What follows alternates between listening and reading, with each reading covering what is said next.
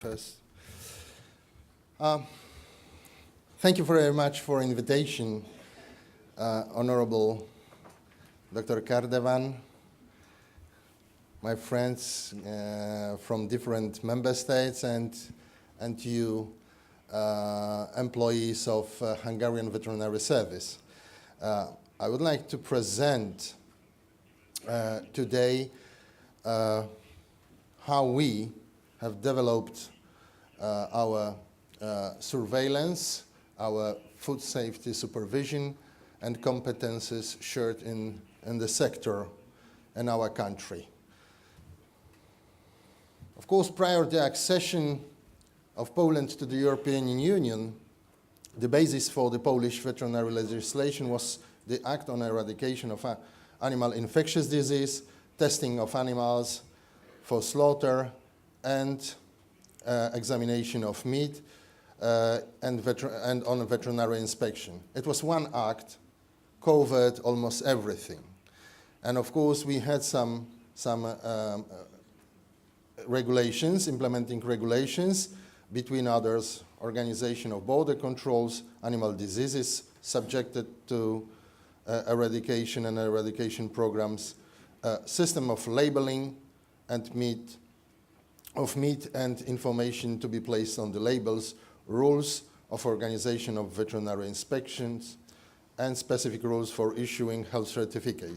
And before accession, mainly we used something like norms, which were for obligatory use, establishing, for example, the microbiological norms or chemical norms in food. And everything what has been done by veterinary service was only control, not supervision, but only control, and issuing the health certificates. So for example, we issued 100,000 certificates per year when the piece of meat just moved from one establishment to the shop or one establishment to another another plant for processing. So you could see that generally it was, in our point of view, not very efficient because it took a lot of resources, needed a lot of resources, and sometimes, of course, it was very difficult anyway to control each batch of the production. But of course, when we started to prepare to accession, we used the green paper, which gave all the member states the new vision, the new approach in food safety sector. And maybe we can remind ourselves some of the important issues in green, which were stated in green paper, like ensuring that the high level of public health protection, safety and protection of the consumer, and trusting the responsibility for food safety to the industry. It was the main important thing, that we moved the responsibility from controlling body to the producers. Producers and suppliers applying the risk and hazards analysis, which must be supported by official control brought into the effect. Ensuring the free movement of products in the common EU market, and it was for us very difficult challenge to reach, because it was something new, how to organize the supervision when we had the free movement of goods within the EU, ensuring the competitiveness of the European industry and increasing the future export, and ensuring that the law is standardized, coherent, logical, simple, and user-friendly. We can have some doubts sometimes when we read our law, but anyway, it's a target for all the member states, also Poland. Another very important task was establishing the European Food Safety Authority, which can provide us the risk analysis. And of course, in Poland, we started to create something like Food Safety Authority, the Risk Assessment Authority, which help us, based on the scientific knowledge, how to solve particular problem. But of course, like it was stated by our colleagues before me, how to cover the whole risk, known and unknown, in our strategy. As I said, the basic responsibility for food safety is borne right now by the producers and distributions.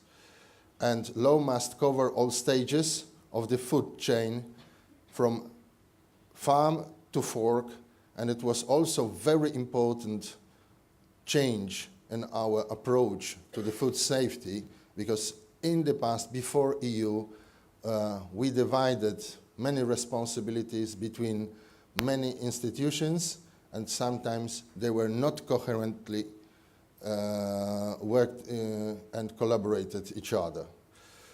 And of course, what is also very important, and we implemented in Poland after accession, is identification of the origin of feed, food, and the competences to order to withdraw the food or feed from the market in the case of any risk. How to establish the system for quick withdrawal of the food. It was also very important and very difficult task to establish. And you can see our some numbers, how also the industry developed after accession, how the new approach changed the food production. So in 2003, for example, we had 1,000, almost 2,000 slaughterhouses of red meat. And processing plant, for example, we had more than 2,000 establishments. And in 2012, for example, it's almost 45% left on the Polish market. And we observe that it was natural way of decreasing the number of processors, the big processors on the market after the new approach has been implemented, especially in the new member states. But I'm sorry, we can't now say new member states because already we are quite old one in the EU, but in the Eastern Europe, we can say. So you can see how developed the number of the establishment in Poland after accession, and after, of course, the implementation of the new system of surveillance. Another thing which is very important, and it's not easy to implement by our service, is a flexibility, because we have to give the industry also some time, some space for flexibility, and on the other hand, we need to be sure that this flexibility will still reach a target, and that's why we need a lot of knowledge about the food, about the risk, about the technology, to really be credible to evaluate the flexibility implemented in our establishments.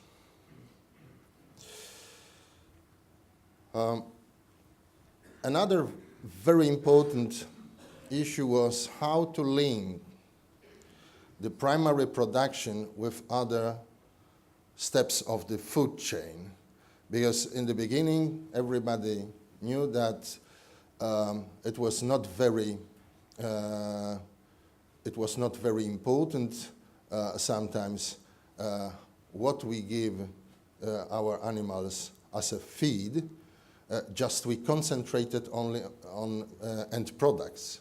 And of course, now the current vision is to link the whole chain, food chain, in from the primary production, especially from the primary production, because if we have, it's obvious, if we have concentrated on the good primary production, generally it's not easy to spoil something on the other steps. But of course, if we have the problem in the beginning, then of course will be very difficult to remove or produce better products from worst source.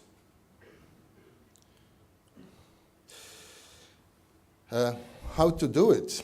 Generally, we started cooperate more with the establishments, with the stakeholders.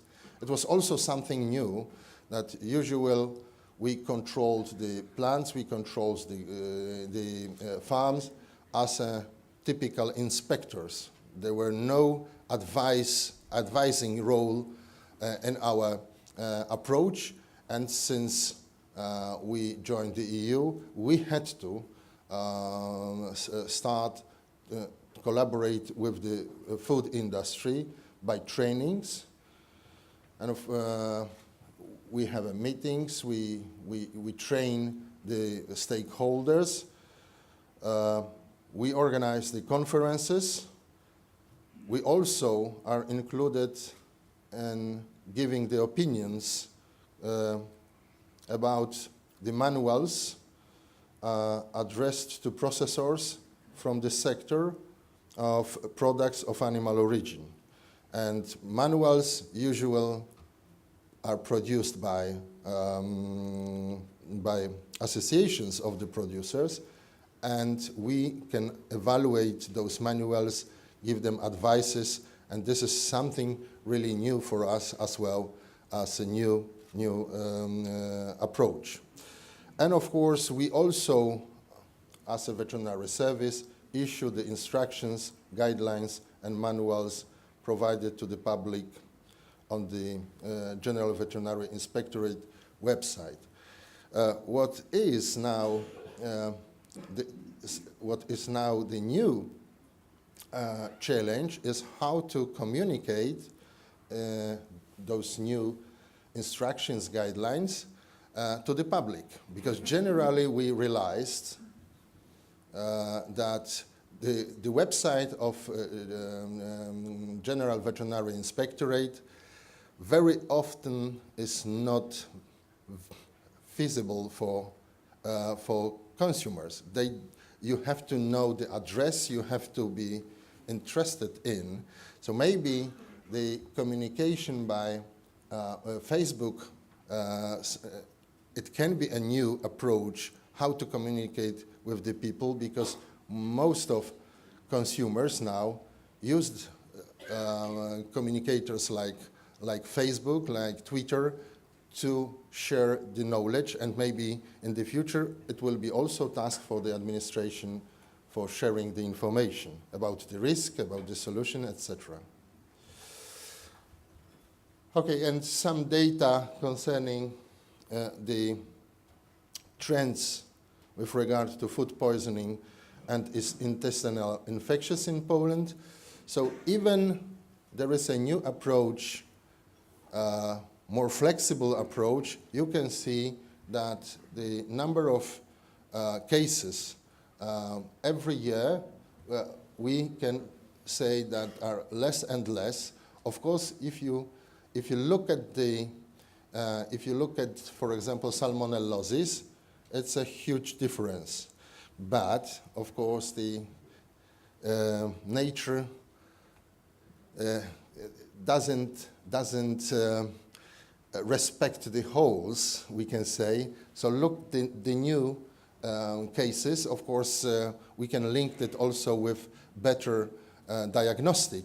But when we talk about Campylobacter, for example, we can observe that the cases since many years are a little bit more. Of course, it's not this scale like Salmonella, but anyway, probably in the future we will have to establish the new programs and look for the new pathogens or possible pathogens to have a control on them. And you've got also some data about the food poisonings in the same period of 2012 and 2013. Food poisoning, in total, we had between January and mid of September 5,870. This year is a little bit less, but of course, this is only an example. We cannot, of course, issue or have or remarked any trends from those data. Another thing which was touched by our colleagues in previous speech, the laboratory chain, because the new approach also needs to establish the good laboratory network. And you could see that before accession, we had 49 regions and more than 40 laboratories, veterinary laboratories, which was extremely difficult to maintain. Now we are in the process. We haven't finished yet, but you see that we reduced the number of laboratories 25%. And in the beginning was quite easy because the methodology was not very difficult, was not very expensive. Today, especially the chemical examinations are very expensive. The equipment costs so much money. So in the past, the most expensive part of testing very often was the transport. The transport took a lot of time. The transport was expensive. Today, the transport means maybe 1% of the cost of testing. So we had to also develop this part of our activity. And you see the map when we have in each region laboratory. But of course, those laboratories not do the same tests. It's difficult, of course, because people are employed in each laboratory, and it's not easy to say them that we have to give some tests, some researches up. We cannot, you cannot work anymore in this sector. And of course, sometimes we have to move people from one laboratory to another, what in Polish conditions is not very easy. I mean, we in Poland are not, how to say it, movable so much. We would like to stay where we are living for a long time. And you can see that also the accreditation as a part of our laboratory testing is also very expensive. So when we need have accreditation for all the methods, usually we cannot spend the money for in each laboratories. We have to divide the methodology to have efficient system. And you can see that, for example, for chemical residues, we have 6 regional veterinary laboratories. As I said, it's too expensive to have it in every region. and a little bit simpler microbiological tests we can do in all regions. But of course, when we start to use the most developed methodology, like, for example, PCR for microbiology, even in food, also we will not able to maintain it in each laboratories.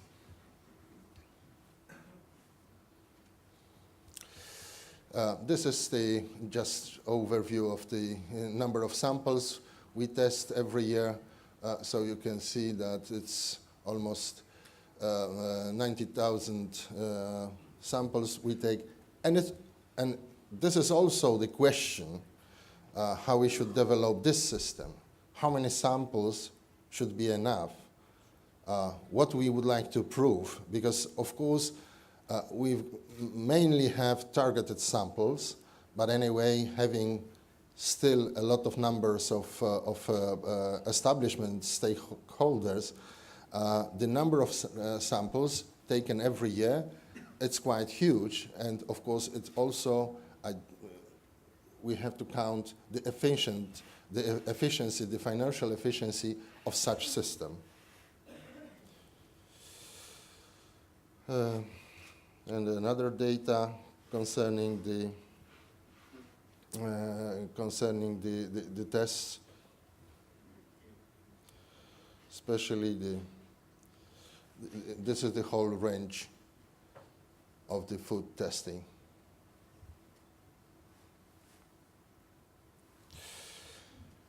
The number of audit tests performed in official laboratories and requested by food business operators is decreasing to the benefit to private laboratories. And this is also the next challenge for state veterinary service, how to start collaborate with the private laboratories. We try to keep the laboratories in our hands, in the state hands, and of course, especially in the Western countries, the governments decided that they have to give more power, more possibilities to test even official samples in the private sector.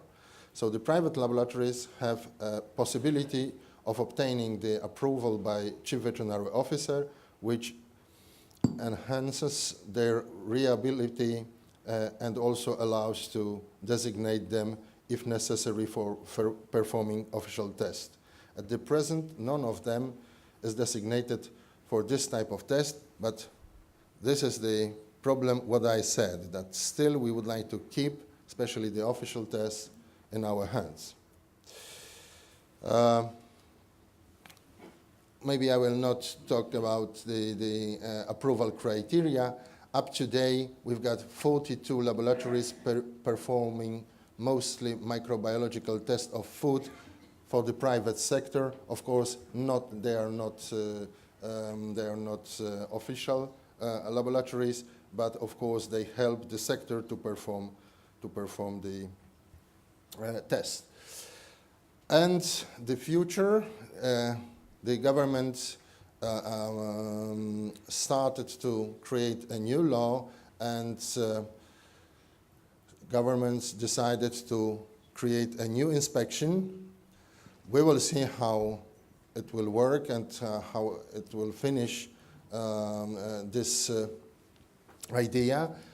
And you can see that in Poland, it should be in the future the one inspection consisting of current veterinary inspection, agriculture and food quality inspection, state plant health and seed inspection, and state sanitary inspection, which cover right now the part of food of plant origin. We will see how it will work in the future, and of course, we will have to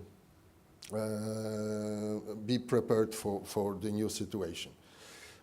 Thank you very much for your attention.